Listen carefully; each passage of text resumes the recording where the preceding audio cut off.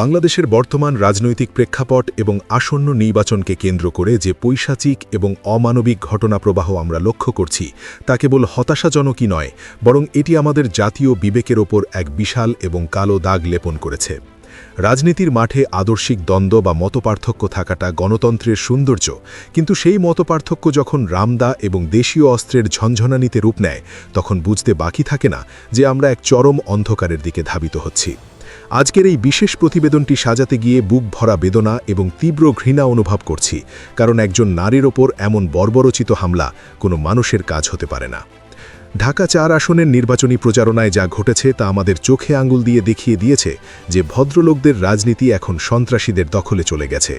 জামায়াতে ইসলামীর সংসদ সদস্য প্রার্থী সৈয়দ জাইনুল আবেদিনের দাড়িপাল্লা প্রতীকের পক্ষে যখন জনসংযোগ চলছিল, ঠিক তখনই ৫২ নং ওয়ার্ডের কাল্লাপত্তিতে এক নারকীয় তাণ্ডব চালানো হয়।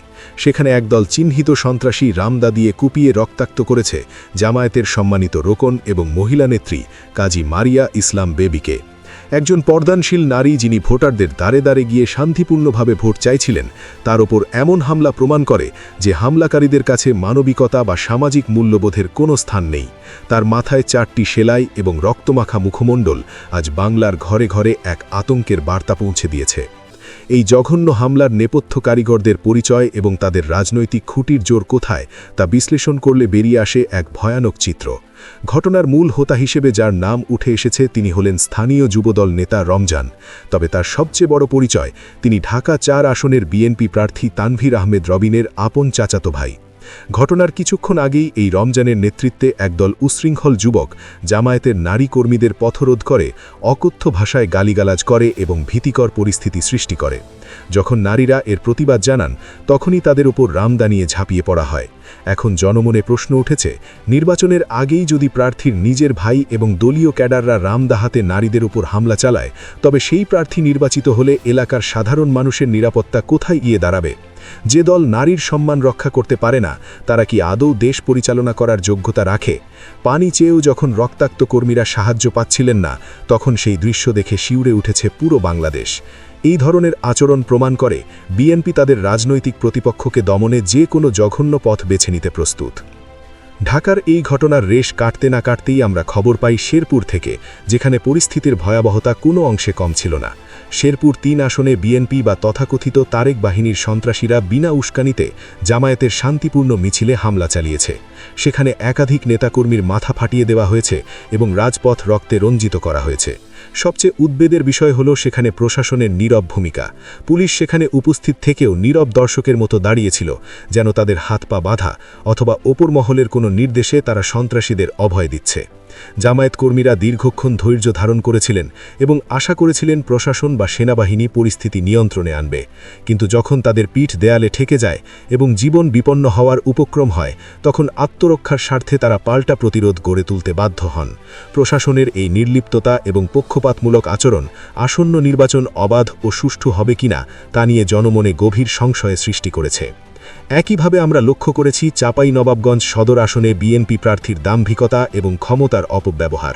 সেখানে বিএনপি প্রার্থী হারুনের ছেলে নির্বাচনী আচরণবিধি লঙ্ঘন করে প্রকাশ্য দিবালকে একজন জামায়াত নেতার টুটি চেপে ধরেছেন। যদিও নির্বাচন কমিশন তাকে কারণ দর্শানোর নোটিশ দিয়েছে, কিন্তু এই মানসিকতা কি কেবল নোটিশ দিয়ে পরিবর্তন করা সম্ভব? এই ঘটনা আমাদের মনে করিয়ে দেয় বিগত স্বৈরাচারী সরকারের আমলের কথা, যখন এমপি মন্ত্রীদের সন্তানদের দাপটে সাধারণ মানুষ তটস্থ থাকত। আজ ২০২৬ সালে এসেও যদি আমরা সেই একই চিত্র দেখি, তবে ক্ষমতার পরিবর্তন হলেও মানসিকতার যে কোনো পরিবর্তন হয়নি তা স্পষ্ট।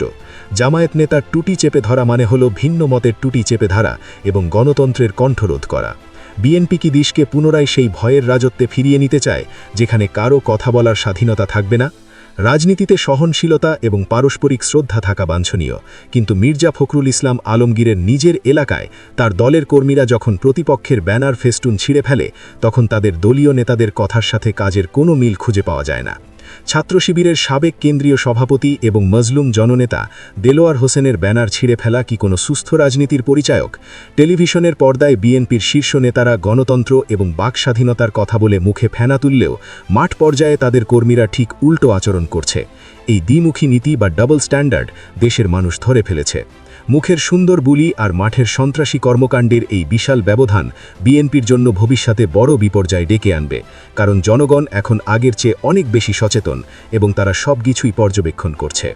বিগত আওয়ামী লীগ সরকারের আমলে আমরা দেখেছি ভিন্নমত দমনে ওয়েবসাইট বন্ধ করে দেওয়া হতো এবং ডিজিটাল নিরাপত্তা আইনের অপব্যবহার করা হতো।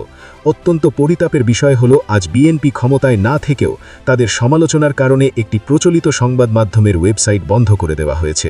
প্রশাসনিক কাঠামোর ভেতরে লুকিয়ে থাকা বিএনপির দোসরা যে এই কাজটি করেছে তা বুঝতে বাকি থাকে না। গণমাধ্যম যদি স্বাধীনভাবে কাজ করতে না পারে এবং সত্য তুলে ধরতে না পারে, তবে সুষ্ঠু নির্বাচন কখনোই সম্ভব নয়। এটাকে ডিজিটাল ফ্যাসিজমের এক নতুন সংস্করণ বা ডিজিটাল বাকশাল বলা ছাড়া আর কোনো উপায় নেই। বিএনপি এখনই যদি মিডিয়া নিয়ন্ত্রণে এত তৎপর হয়, তবে ক্ষমতায় গেলে তারা কি করতে পারে তা সহজেই অনুমেয়। আজকের আলোচনার প্রেক্ষিতে একটি মৌলিক প্রশ্ন সামনে চলে আসে। বিএনপি কি আওয়ামী লীগের দেখানো পথেই হাঁটছে? বিরোধীদের ওপর অসস্ত্র হামলা, নারীদের ভোট প্রদানে বাধা দেওয়া, প্রতিপক্ষের প্রচারণায় বিঘ্ন ঘটানো এবং সংবাদপত্রের স্বাধীনতা হরণ করা, এসব কিছুই ছিল বিগত সরকারের কৌশল। বিএনপি এখন হুবহু সেই টেক্সটবুক স্ট্র্যাটেজি অনুসরণ করছে। ঢাকা থেকে শেরপুর এবং চাঁপাইনবাবগঞ্জ পর্যন্ত বিস্তৃত এই ঘটনাগুলো কোনো বিচ্ছিন্ন ঘটনা নয়, বরং এটি একটি সুপরিকল্পিত মহড়া। তারা দেখতে চাইছে প্রশাসন তাদের কতটা সহযোগিতা করে এবং তারা কতটা প্রভাব বিস্তার করতে পারে। পুলিশের নীরবতা এবং প্রশাসনের নিষ্ক্রিয়তা প্রমাণ করে যে একটি গোপন বোঝাপড়া বা আন্ডারস্ট্যান্ডিং ইতিমধ্যে হয়ে গেছে। বিএনপি কেন্দ্র দখলের প্রস্তুতি নিচ্ছে, আর জামায়াত সেই দখলদারিত্ব রুখে দেওয়ার প্রস্তুতি নিচ্ছে। রাজনীতির মাঠে একটা কথা প্রচলিত আছে, মানুষ দুর্বলকে সহানুভূতি দেখায়, কিন্তু ভোট দেয় শক্তিশালীকে। আজ সারা দেশে জামায়াতের নারী পুরুষ কর্মীরা আক্রান্ত হচ্ছেন, তাদের রক্ত ঝরছে। এমত অবস্থায় জামায়াত যদি কেবল সংবাদ সম্মেলন করে নিন্দা জানায় এবং বিচার চায়, তবে সাধারণ মানুষের কাছে ভুল বার্তা যাবে। মানুষ ভাববে যে দল নিজেদের কর্মীদের নিরাপত্তা দিতে পারে না, তারা কিভাবে 17 কোটি মানুষের নিরাপত্তা নিশ্চিত করবে। জনগণ চায় শক্তিশালী নেতৃত্ব এবং বিপদের দিনে নির্ভর করার মতো শক্ত খুঁটি। যদি এই হামলার যথাযথ বিচার এবং প্রতিরোধ গড়ে তোলা না হয়, তবে সাধারণ মানুষ জামায়াতের ওপর আস্থা হারাবে। একজন কর্মী যখন দলের জন্য মাঠে নামেন, তিনি বিশ্বাস করেন যে তার বিপদে দল তার পাশে দাঁড়াবে। সেই বিশ্বাস যদি ভেঙে যায়, তবে ভবিষ্যতে কেউ আর ঝুঁকি নিয়ে মাঠে নামবে না। তাই বর্তমান পরিস্থিতির দাবি হল ভদ্রতার খোলস ছেড়ে বেরিয়ে এসে সক্ষমতা প্রদর্শন করা। জামায়াতের এখন প্রধান কাজ হওয়া উচিত প্রতিটি পাড়ায় এবং মহল্লায় অন্তত 50 সদস্যের শক্তিশালী ডিফেন্স টিম বা প্রতিরোধ স্কোয়াড গঠন করা। এই টিমে থাকবে এলাকার সাহসী যুবক, ছাত্র এবং শ্রমিক, যারা অন্যায়ের বিরুদ্ধে রুখে দাঁড়াতে জানে। যখনই কোনো নারী কর্মী বা প্রচার দলের ওপর হামলা হবে, মুহূর্তের মধ্যে এই স্কোয়াড সেখানে পৌঁছে প্রতিরোধ করে তুলবে। সন্ত্রাসীরা যখন দেখবে তাদের মোকাবিলা করার জন্য শত শত মানুষ লাঠি হাতে প্রস্তুত, তখন তারা হামলা করার সাহস পাবে না। দুর্বৃত্তরা সব সময় দুর্বলের ওপর আঘাত হানে, কিন্তু সবল প্রতিরোধ দেখলে তারা পালিয়ে যায়। জামায়াতকে এখন সেই সবল এবং প্রতিরোধমূলক রূপটি ধারণ করতে হবে। বিএনপি যদি মনে করে আওয়ামী লীগ বিদায় নিয়েছে, তাই এখন মাঠ তাদের এবং তারা যা খুশি তাই করবে, তবে তারা বোকার স্বর্গে বাস করছে। আওয়ামী লীগও ভেবেছিল তারা অজেয়, কিন্তু জনগণ তাদের সঠিক শিক্ষা দিয়েছে। বিএনপি যদি আওয়ামী লীগের মতো রামদা রাজনীতি এবং দখলবাজি শুরু করে, তবে তাদের পরিণতিও ভিন্ন কিছু হবে না। জামায়াত কোনো ভুইফোড়ো সংগঠন নয়, বরং 1971 থেকে 2024 পর্যন্ত নানা চড়াই উতারাই পেরিয়ে আসা একটি পরীক্ষিত দল। তাদের ধৈর্যের বাঁধ যদি ভেঙে যায়, তাহলে হামলাকারীরা পালানোর পথ পাবে না। তাই সময় থাকতে সাবধান হওয়া এবং নিজেদের কর্মীদের নিয়ন্ত্রণে রাখা বিএনপির জন্য মঙ্গলের হবে। জামায়াতকে এখন আনুষ্ঠানিক গণপ্রতিরোধের ডাক দিতে হবে। এর অর্থ হল, কোথাও কোনো জামায়াত কর্মীর ওপর হামলা হলে শুধু দলীয়ভাবে নয়, বরং পুরো এলাকাবাসীকে সাথে নিয়ে সেই সন্ত্রাসীদের ঘেরাও করতে হবে এবং সামাজিকভাবে বয়কট করতে হবে। থানায় জিডি করার চিরাচরিত প্রথা থেকে বেরিয়ে এসে স্পটেই প্রতিরোধের ব্যবস্থা করতে হবে। আমাদের মা বোনদের অভয় দিয়ে বলতে চাই, আপনারা ভয় পাবেন না। আপনাদের এক ফোঁটা রক্তের বদলা নিতে হাজারো ভাই প্রস্তুত আছে। এই আত্মবিশ্বাস যদি নারীদের মনে গেঁথে দেওয়া যায়, তাহলে আগামী নির্বাচনে এক বিশাল বিপ্লব ঘটে যাবে। পরিশেষে বলতে চাই, আজকের এই পরিস্থিতি জামায়াতের জন্য একটি নেতৃত্বের পরীক্ষা বা লিডারশিপ টেস্ট। মানুষ দেখছে সন্তান আক্রান্ত হলে বাবা কি ভূমিকা পালন করে। বাবা কি ঘরে বসে কাঁদেন, নাকি সন্তানকে বাঁচাতে ছুটে যান? জামায়াতকে এখন সেই রক্ষক বা প্রোটেক্টিভ ফাদারের ভূমিকায় অবতীর্ণ হতে হবে।